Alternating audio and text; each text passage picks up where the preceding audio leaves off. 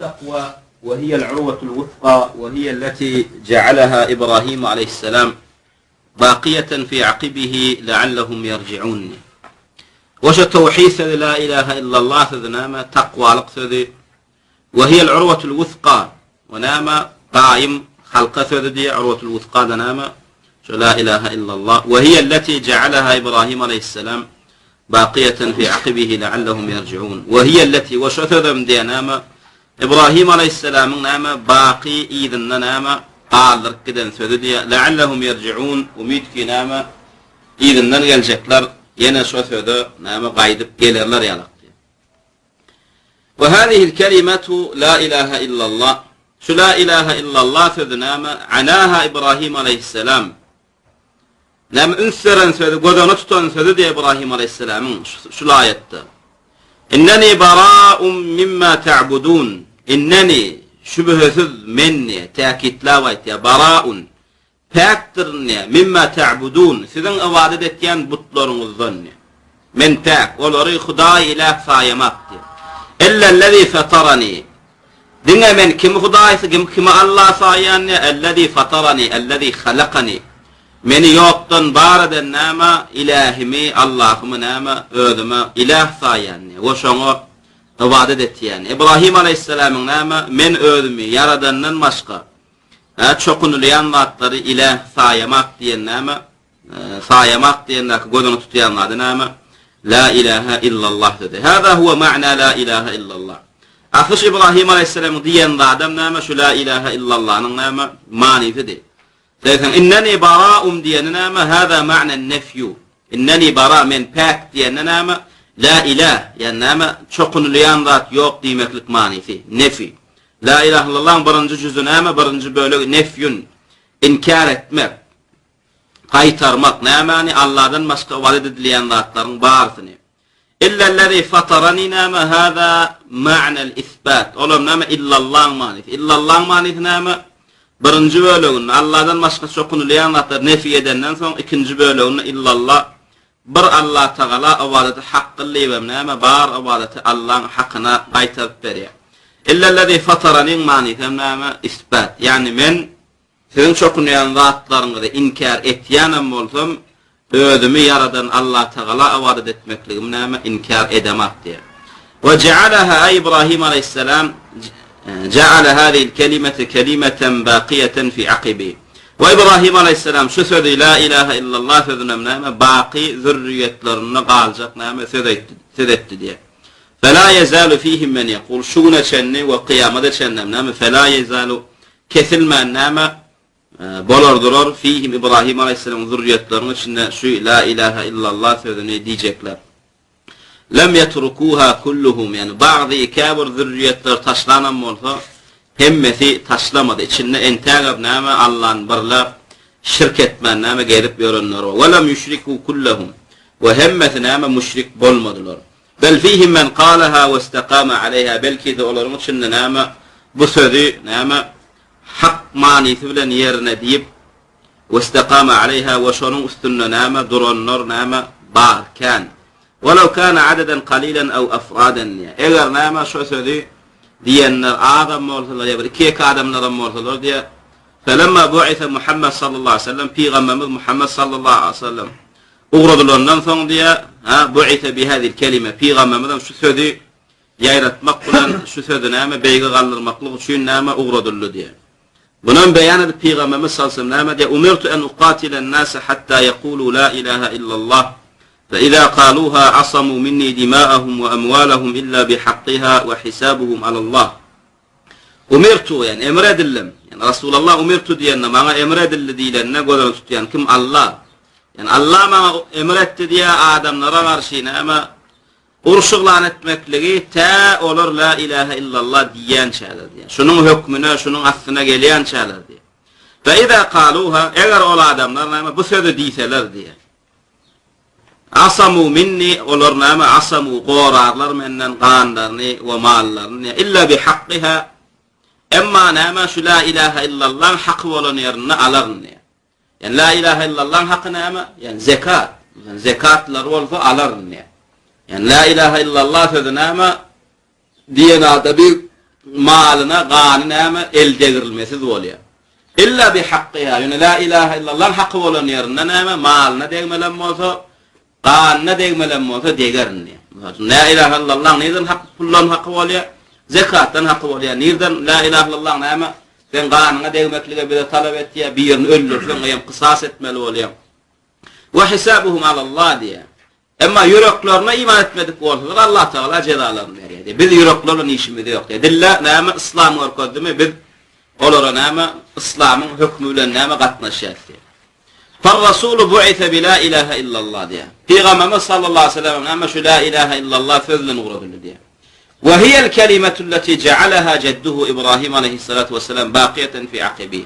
Ve aynı şu sözdü diye onun atası İbrahim aleyhisselam'ın näme baqi iýerine zürriyetlerine näme gallaran sözdü diye. Ve Muhammed sallallahu aleyhi ve sellem min aqibi İbrahim. Peygamberimiz sallallahu aleyhi ve sellem Muhammed'em näme İbrahim aleyhisselam'ın aqibinden yani zürriyetinden ne? Ve ba'athahu Allahu biha yed'u an-nase ileyha ve yuqatilahum aleyha diye. Ve Allah Teala näme peygamberimizi şu la ilahe illallah sözüne näme adamları çağırmakla üçin uğratdy we peygamberimiz yed'u an-nase biha. Bu la ilahe illallah sözüne adamlar çağırýardy. Ve kim bu sözün näme ýaýramaklygyna, amal edilmekligine garşy durjagam bolsa yuqatiluhum aleyha. Näme olaryň garşysyna jihad ederdi diye. Fehiye kelimetun azime diye. Bu gaty näme azim sözdeken, ul sözdeken. Şoň üçin peygamberler godulupdyr. Şoň üçin näme jihad diýilen pardy näme buyurulupdyr. Ve la'allahum yerji'un. Ve näme İbrahim aleyhisselam iýerine zürriyetlerine baqy aljak sözüni şu la ilahe illallah söz etdi. Ey yerji'una ileyha. Umid ki näme olar yine şuna qaydyp gelerler dedi. Ve bibâseti Muhammed sallallahu aleyhi ve sellem ve hakikaten Peygamberimiz sallallahu aleyhi ve sellem uğradılmaklıqlığına näme raci'a ileyhel kethir min zürriyeti İbrahim. Hakikaten İbrahim aleyhisselam'ın perdentlerinin köpüsü şu söze qaydyp geldi. Dedi Mekkeliler näme bar müşrik boldy. İki ýeke muslimi bar içinde İbrahim aleyhisselam dinine gelip göreni. Barzan kimdi? İbrahim aleyhisselam'ın zürriyetleri. Emma Peygamberimiz gelen tam elhamdülillah näme Mekkeliler ve beylekine Araplarının köpüsü şu söze gelip näme muslim boldular. Far Rasul sallallahu aleyhi ve sellem bu'isa bi hadihi'l kelimeti. Rasulullah näme Muhammed sallallahu aleyhi ve sellem şu söz bilen uğradylypdyr. Ve da'wete ileyha ve şu söze näme çağırmaklyga uğradylypdyr. Diňe şu söz bilen uğradylyp özüňde sakladyp çäklenmeklige uğradylmanlar ýok. Seni şu söz bilen uğratdykmy? Yani seni şu söze näme da'wete ileyha adamlar şu söze çağırmaklyga uğratdyk diye.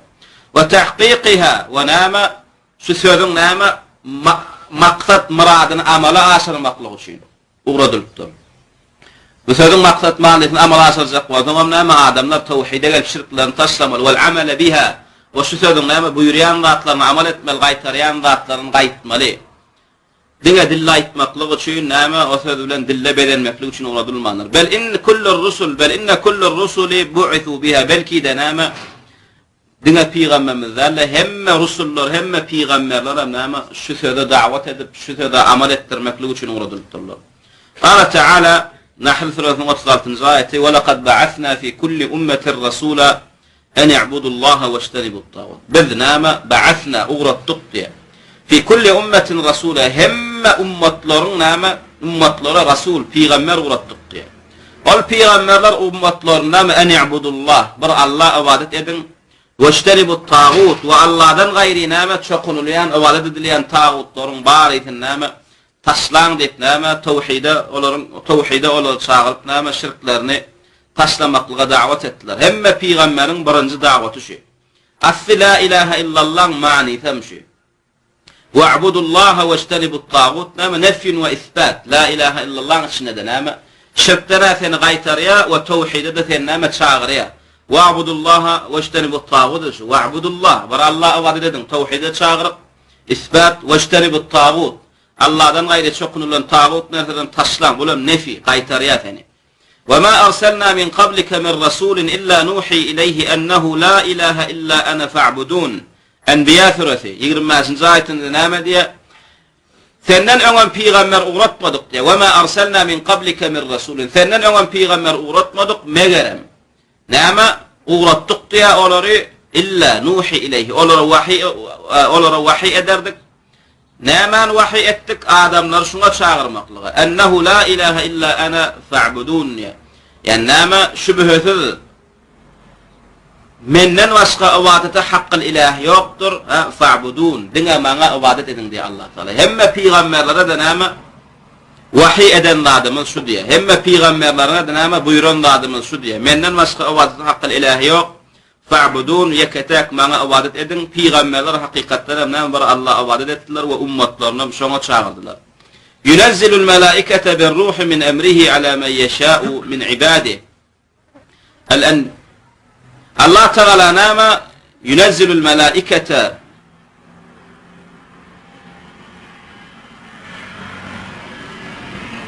bolýa ýa-ni aýatyň näme tefsirini görmeli.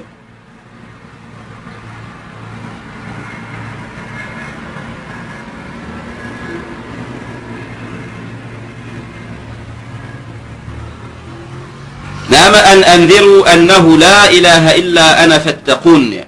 Näme an anziru annahu la ilaha illa ana fattaqun. Allah Teala näme bir topar enbiýalary, peýgamberlere näme şuňa çağırmaklyga buyurduk diýe olam näme an anziru. Näme gorkudyň adamlar şirkden. Allah ikilik ýetirmeklikden näme ägälenlerin an anziru. Ve aýdan annahu la ilaha illa ana. Yani näme Allah'dan başga näme ibadete haqqyl ilah ýok. On näme billerin fattaqun. Allah Taala aýtdy näme fattaqun. Diňe maňa takwalyk edin. Menden gorkun diýe. Kullur rusul bu'ithu bi la ilaha illallah. Hemme peýgamberleriň näme çağıran bady şu la ilaha illallah. Barynyň birinji çağırmaklyga näme dawat etmeklige guradylan zatlar näme la ilaha illallah. La ilaha illallah sözi. ولكن إبراهيم عليه الصلاة والسلام جعلها كلمة باقية في عقبه إلى أن تقوم الساعة.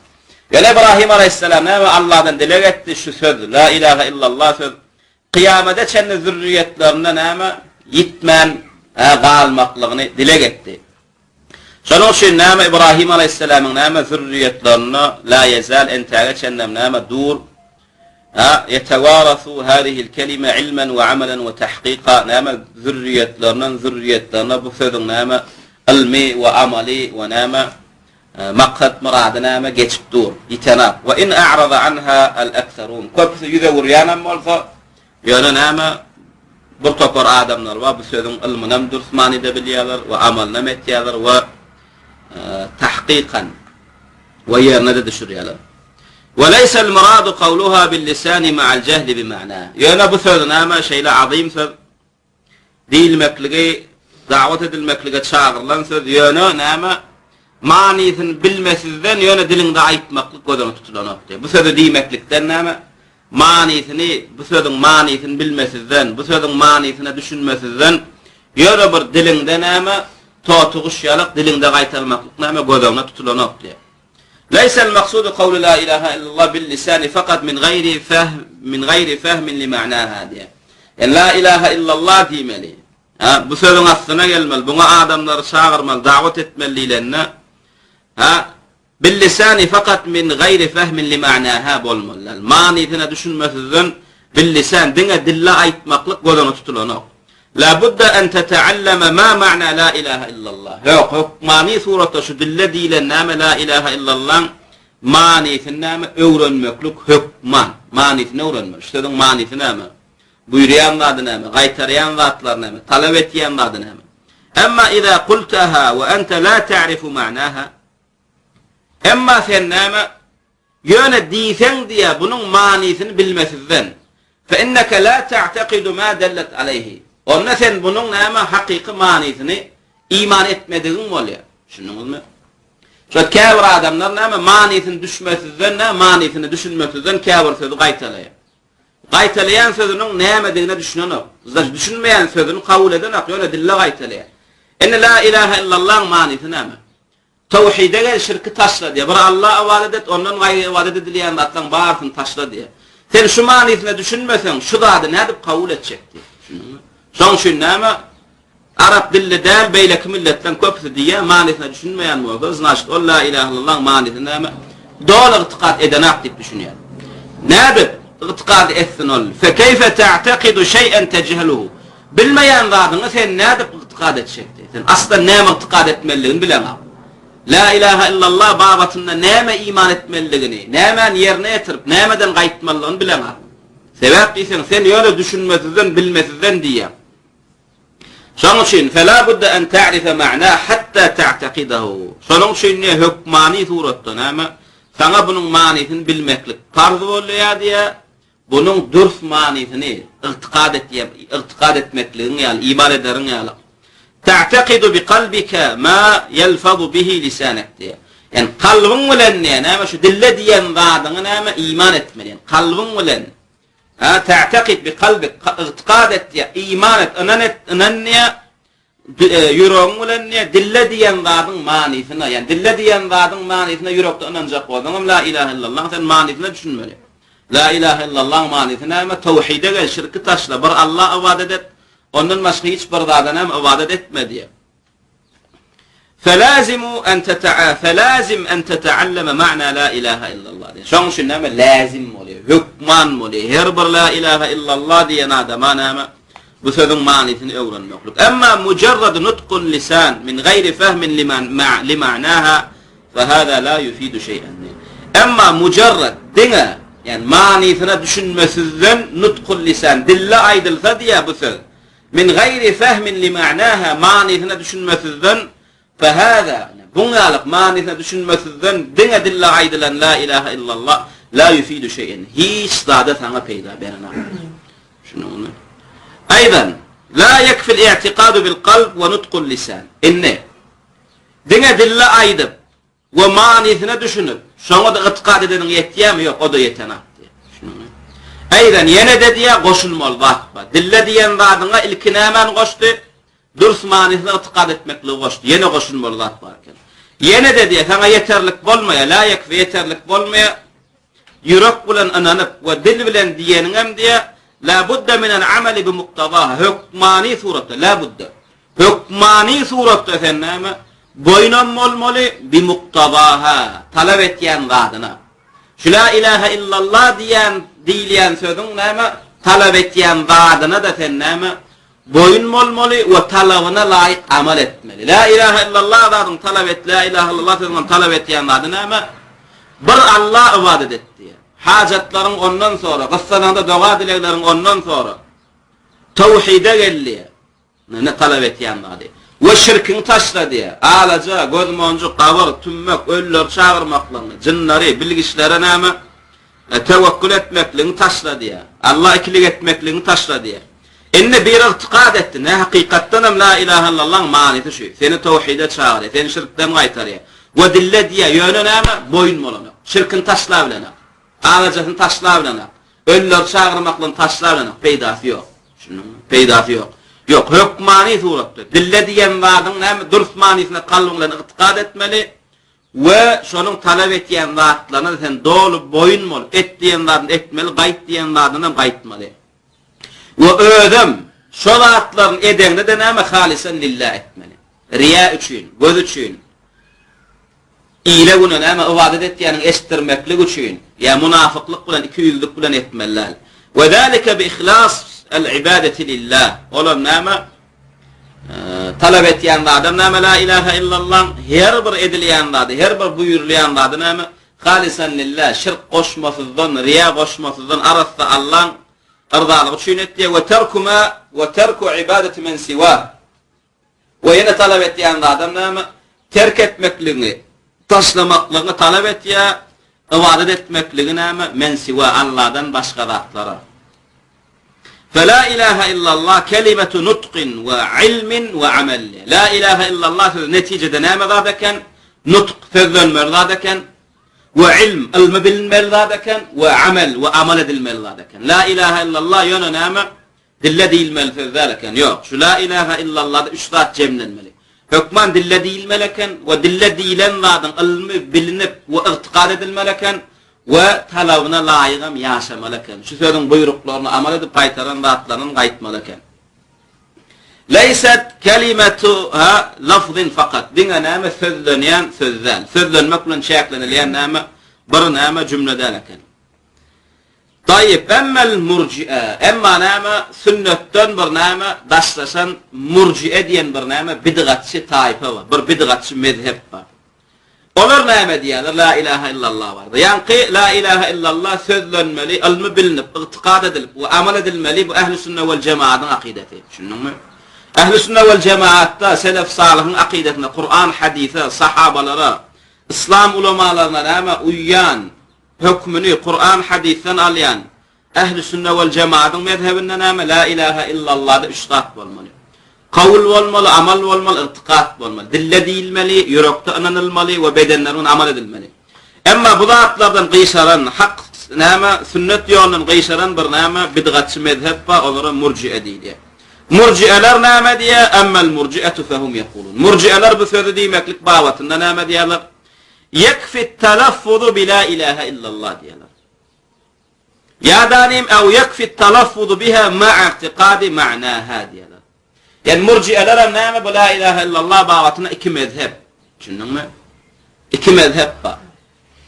Murci'elerin öte geçeni bar, soňra bir açyk sünnete ýakyny bar. Öte geçenler musulmanlar däl olar. Düşündiňmi? Öte geçenleri musulmanlar däl. Bir topar näme diýär? Diňe dille diýsen ýeterlik diýär.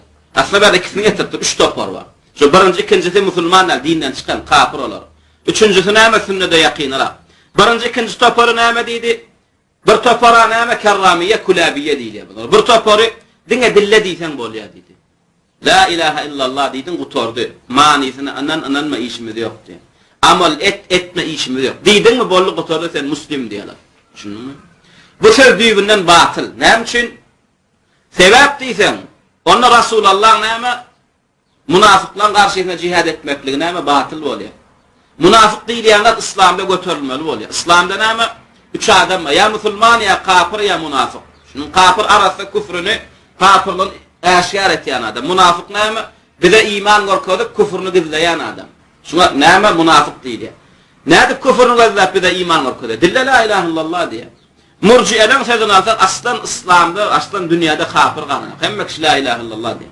Murci'elerin bir toparı näme diye? Dine yekfit talaffudu biha. Dine dille diýsen yeterlik diye. Bir toparı näme diýdi? Bärde ona zaman bir topar ýok. Dine itiqad etsen bolýar diýdiler. Dille diýme işimiz ýok diýdiler. Amal etme hükmannal yürekden bir Allah ibadet edilip, ondan gaýra ibadet edilmelilerin anany bilsen, bolly gutordy sen mümin imanın kamilidir. Bulan itiqadyny alsak onu iblisem musulman bolýar. Yani iblis yürekden bilýär Allah Taala näme hak ilahdigini. Tamam iblis asıl musulmanmy ya asıl kafirdi? Asıl musulmanmy son kafir boldy. O kafir bolanda näme Allah inkar edip kafir bolmady, Allah'ın emrine boyun bolmaklyga tekebbirlik etdi. Şeýdip kafir boldy. Yoksa öyle ayda otur. Ve bi izzetike la aghwiyannahum ecma'in. Rabbim sen gücünden näme kasem etýän. Rabbim sen gücünden kasem etýän. Görýän iman edip otur Allah Taala. Znaçyk kalbynda bilýär Allah Taala näme hak ilahdigini, halykyny. Firavuna medil şoňalyk. Bulan itiqadyny alsak näme bolýar? Firavuna muslim mümin bolýar. Firavun yürekde bilýär Allah'ın hakdygyny. Musa Harun'un çağıran ilahinin hakdygyny. Onam Allah Taala öýde otur. Ve cahadu biha İnkar ettiler dille Allah Teala'nın bağdığını. Firavun ve onun koşunlarına cehadu biha. İnkar ettiler dille Allah'ın bağdığını. Vestayqanatha enfusuhum. Yani kalplerini %100 bilyadiler. Näme yerin göğün näme Rabbi bir Allah'dığını ve yeketek näme çokunmalygy Allah'ın şodugyny bilyadiler. Yani Allah Teala näme şolun yüreklerden bilmekligini näme itibar etmedi. Murci'eler näme bu birinci, ikinci topar näme sünnetten aslan İslam'dan çıktılar. Onlar musulman hasaplanan. Onlar näme kerramiye diýilýär we kulabiye diýilýär. Emma näme sünnete yaqin görnüşi näme diýen murci'eler hükman dille diýilmeli we dille diýilen zat hükman kalp bilen manisine näme irtiqad edilmeli. Bulara murci'etul fuqaha diýilýär. Şunuňmy? Murci'etul fuqaha. Kim giriyor bulara? Ebu Hanife ve mezhebi giriyor. Şunuňmy? Ebu Hanife ve okuwçylary ve mezhebine kim diýilýär? Murci'etul fuqaha diýdiler. Şunuňmy? Bular näme etdi? Bular müşkileti nämeden amal diýilýär, imandan çykardylar. Bir adam la ilahe illallah Muhammedur Rasulullah diýip dille diýse we yeketek Allah ibadet edilip, ondan başga ibadet edilýän zatlaryň barysyny näme terk etmeliligini dol iman etse, O şeyde ben näme 60 yaşadı, 70 yaşadı, 100 yaşadı, 1000 yaşadı işimi diyor. O dine näme şu iki zat bilen öldü. Buyurulan zatlan hiçsin etmedi. Qaytarlan zatlan hiçsinden qaytmadı. Şu näme mümin kamilül iman diyor.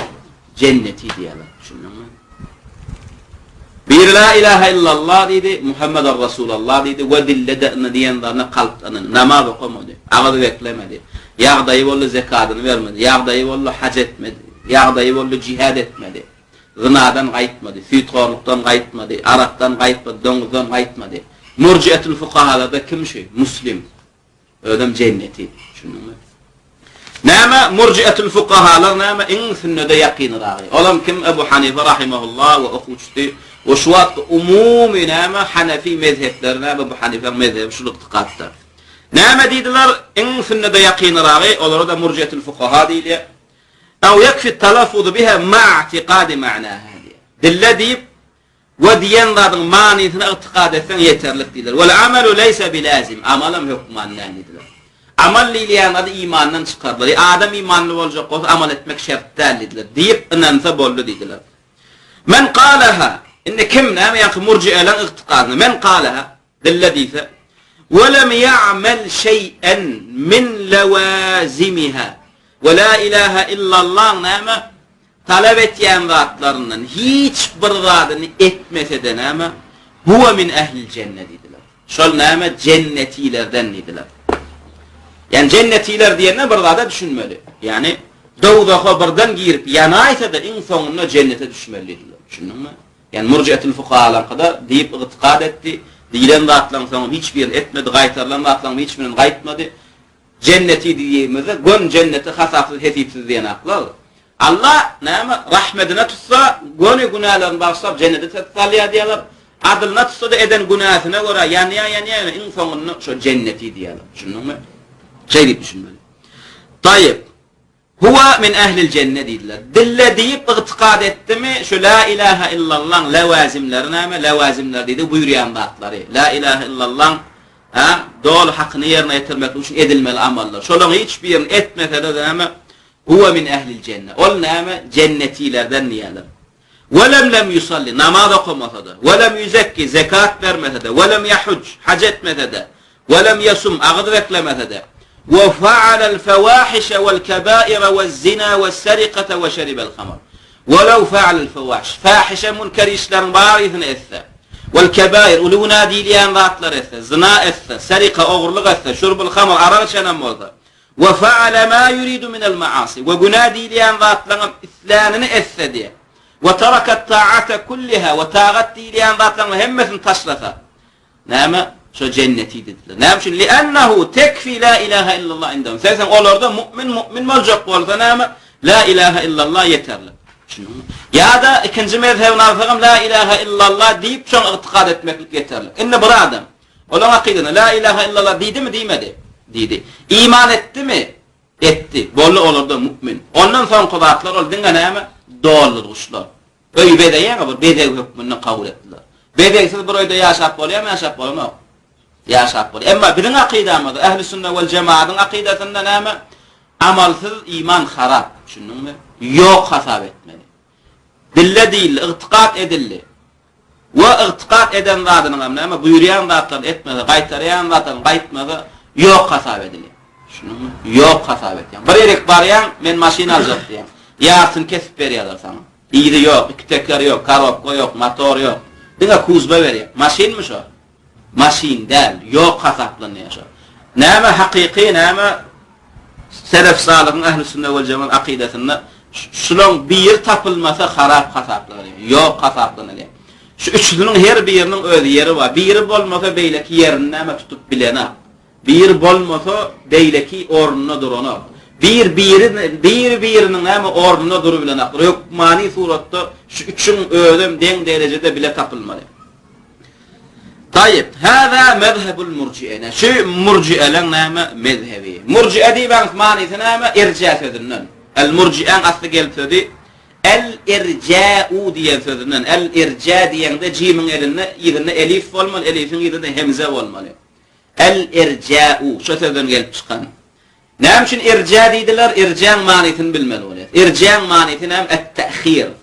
İza goýmak manysy. El-irja huwa et-ta'khir, iza goýmak, iza galdyrmak manysy berer. Näme üçin murji'a iza goýanlar diýdiler? Bulan mezhebiniň ady iza goýanlar. Näme iza goýanlar? Yani amaly iza goýanlar. Amal imandan nälidir şunu? Kawullylar, etiqad diýdiler, amala gelenler ýok, aýyrdylar. O amrda goýdular. Şunumy? Amaly imana salmadylar. Şoňşy murji'a diýdiler. Akharul amala anil iman, an musamma iman. Amaly näme? Iman sözünden näme aýyrdylar. Amal imandan nälidiler? Yani imanın aslından näle, imanın näme dolurgucundan diýdiler. Şunumy? Olan akidesinden näme iman kawullan itiqaddan öz aslyny tapýar, düýün tutýar. Düýü tutulan zat näme?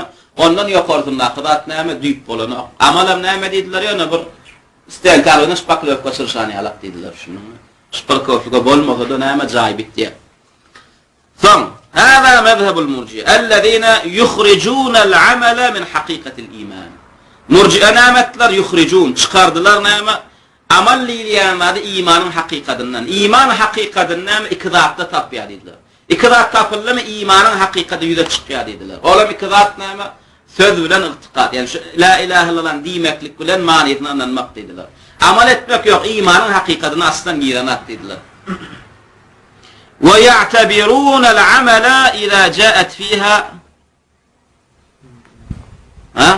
ويعتبرون العمل إذا جاء فبها ونعمت وعملا نام اغتبارت نام خطاب ليالر ويعتبرون العمل إن جاء ديا وعملا نام خطاب ليالر إن جاء يعني بها يعني شو سوى ديب اغتقاد دين عملا مثل نام فبها ونعمت أي جزاك الله خير أمور دم ديالر يا نبر قوى عمل ليالر فبها نعمت يعني عمل السنة هو يتذات يوقت فبها نعمت دي يعني هو يتذات يوقت إن اتمدي هيش صار وإن لم يجي إن عمل etmedi أصلا عمل في الجلد إن سرّي اعتقادت عمل etmedi فإنها تكفي ولما اعتقادنا لا إله إلا الله يترلك تيا لأن أولو حقيقة الإيمان إيمان حقيقة نعمة سرّي لنا اعتقاد تبتيا طيب ويستدلون بأحاديث تفيد أن من قال لا إله إلا الله دخل الجنة دي ونعم دليل لرم نعم يعني لا إله إلا الله دي جنة يرر دي الحديث لا دليل تتنلق يعني مطلق أول حديثي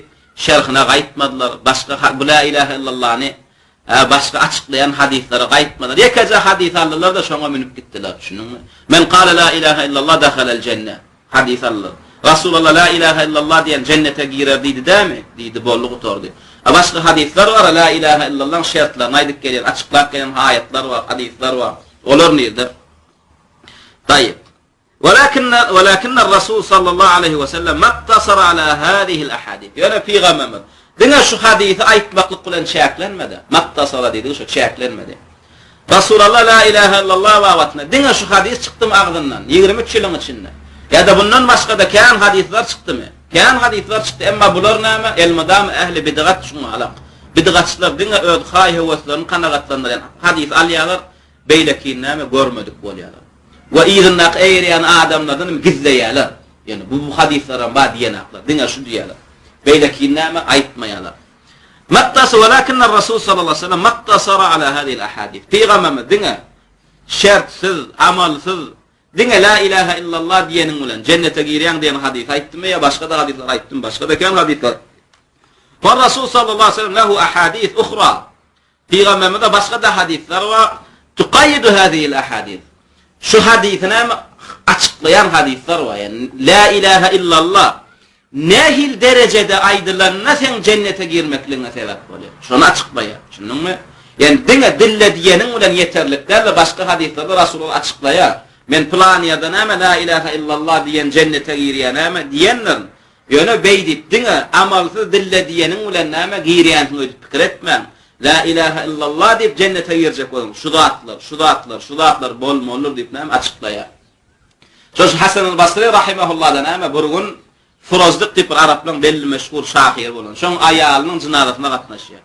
Şonda näme Firozdyk eli bilen aýalyny gömüp dursa Hasan el-Basri rahimahullah Firozdyka näme diýe? Ya Firozdyk diýe, sen şu güňe näme taýinladyň diýe. Olam 70 ýyllar näme La ilahe illallah ve eşhedü en la ilahe illallah ve eşhedü enne Muhammeden Resul sözüm tayinladım diye. Şonu Hasan Basri näme diýär? Gowzada taýyn napsyn diýär. Şunuňmy? Ýöne la ilaha illallah näme diýişleri bardyr diýär, şertleri bardyr diýär. Şoň bilen gelseň cennet açylar ýoksa açylmaz diýär. Şunuňmy? Ve Vahb ibn Munabbih diýilen näme tabi'i rahimahullahdan näme soralýar. Bir gün gelip näme ya Vahb diýerler, ey Vahb. Cennetin açary la ilaha illallah dämi diýär. Olam eýse näme diýär? Ýöne her bir açaryň hem diýişi bardyr. Şonu bilýäňizmi sizem diýär. Olam hawa diýär.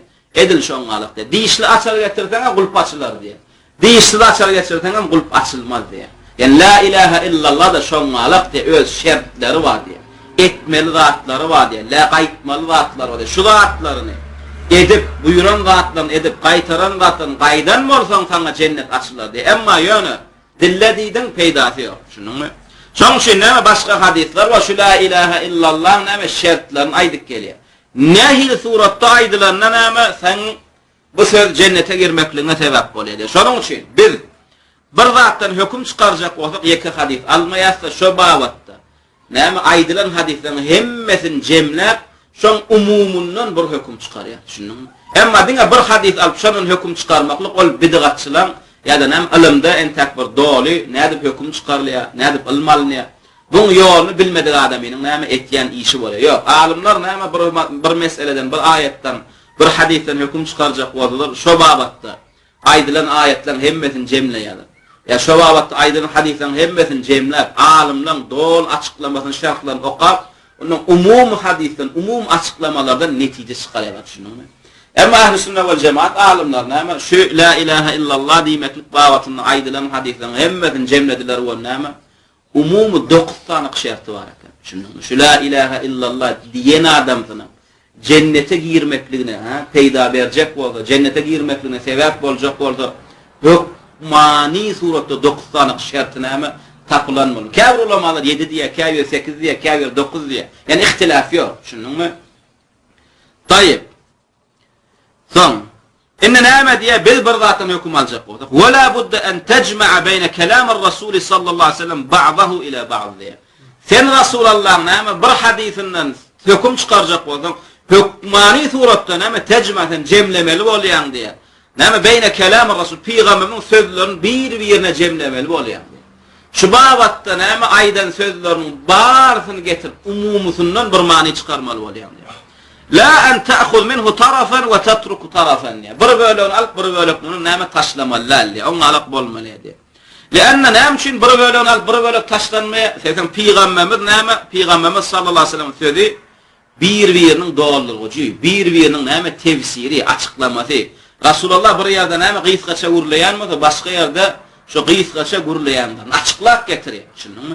Şoň üçin sen gysgaça gurlaýan ýerinden hökm alsaň bolmaýar. Şoň üçin hukmani suratda näme kelamir Rasulun bir-birine näme jemlenmeli. Näme üçin bir sözüni Rasulullah bir sözüni öz sözü bilen açyklamaly. Peýgamberiň sözüni Allah'ın sözüni biz özümüz açyklap bilemiz.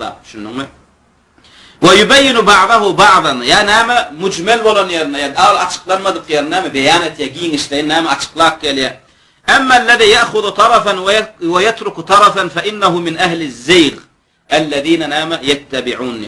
Emma näme Rasulullah bir sözüni alyp beýlek sözlerini taşlayanlar näme? Olar ahli zayg, hakdan gysharandan aýam näme etýän mezhebi ol. Tutýan ýoly bolýar. Ahli zayg näme elmidama açyklanmadyk. Näme 3-4 manini içine alýan näme zatlara ittiba etýärler. Şoň üçin Allah taala näme diýär? Ma tashabaha minhu ibtiga'al fitneti we ibtiga'a ta'wilih diýär. Elmidama bidgatçylar näme? Ma tashabaha dol açıklanmadık ayetlere, hadislere eğerler diye. Ma teşabehe. Dol açıklanmadık näme? Köp mani näme? Anyk manisi näme? Beyan bolmadyk ayetlerin, hadislere näme eğerler diye. Näme üçin? İbtiga'al fitneti, fitne diýerler diye. Fesad diýerler diye. Ve ibtiga'a ta'wili. Ve 3-4 mani içine alýan ayetler, hadisler tutunýarlar diýildi. Näme üçin? Öz hay-heveslerine göre tevil etmeklik için, öz istek muratlarına göre tefsir etmeklik için. Şoşun وَبْتَغُوا اِلَيْهِ الْوَسِيلَ deydi. Şoň ala ayetler alır. Vesilet deydi değil mi? Böyle araç tutunmalı ölüleri, ya evliyalar deydiler. Ama başka yerlerde vesiletin nämeden açıklap gelýän zatlar. O vesilet taat, ibadet.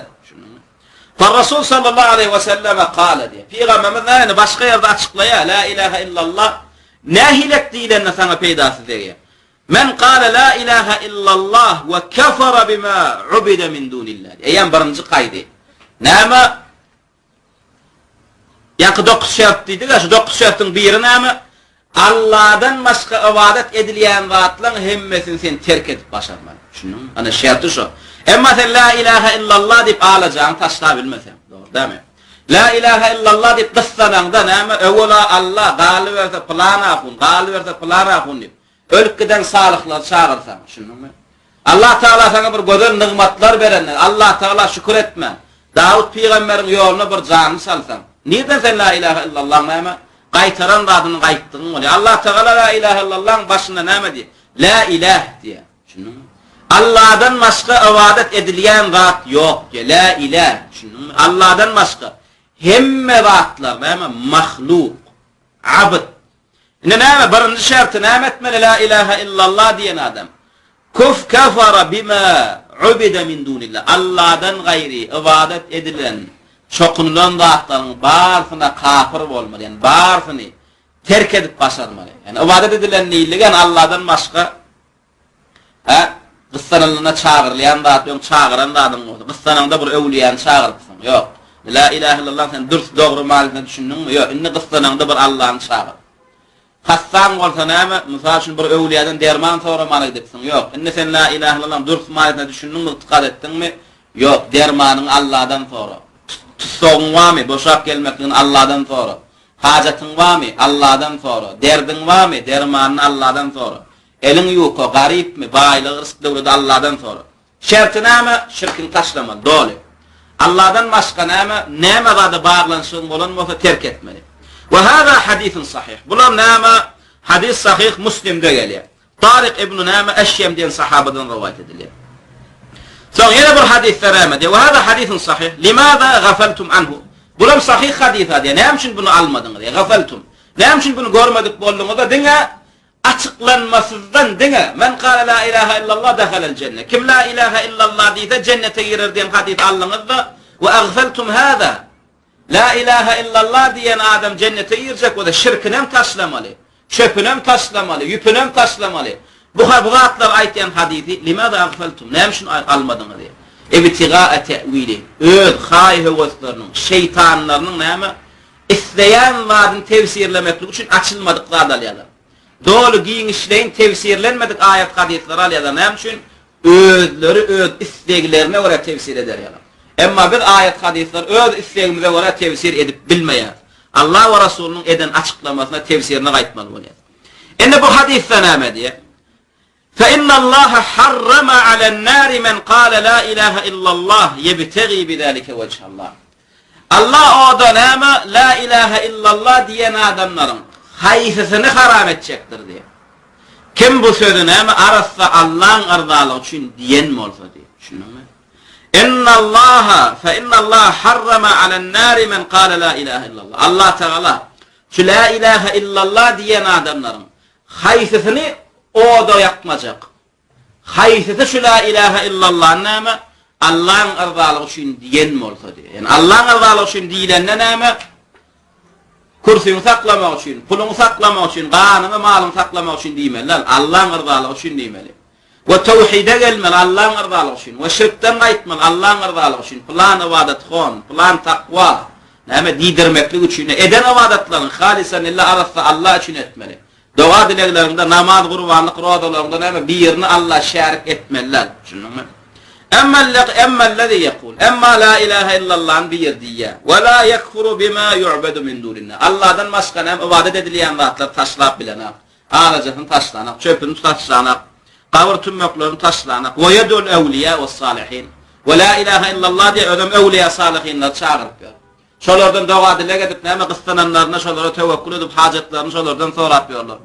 Fe inne hâda la tenfa'uhu la ilahe illallah. Bu sınıf adamlara neme la ilahe illallah'ın peydası yok. Peyda berena. Bu adamlar nâme şirkin taşlamadılar. La ilahe illallah'ın onlara peydası yok.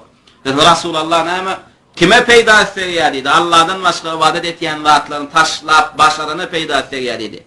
لأن كلام الرسول صلى الله عليه وسلم نعم شو peydası yoktur. Resulullah'ın sözü näme öz sözünü açıklaýar. Biz näme Resulullah'ın sözünü özünün açıklamaklığına ora düşünmeli. Ama şeytanımızın, hayhevimizin açıklamaklığına näme gaýtmalar. لأن كلام الرسول صلى الله عليه وسلم يفسر بعضه بعضا ويقيد بعضه بعضا. Resulullah näme öz sözünü öz açıklaýar ve haysi söz sana peyda verecek bolsa näme şertler gerek bolsa o şertlerden özü aýtýar. Yuqayyid bağını şertini özü berer Resulullah. Şoň üçin fela tu'khadu ba'duhu ve tutraku ba'duhu diýär. Şoň üçin Resulullah käbir söz alınıp käbir sözden terk edilmeýär. Wallahu azza ve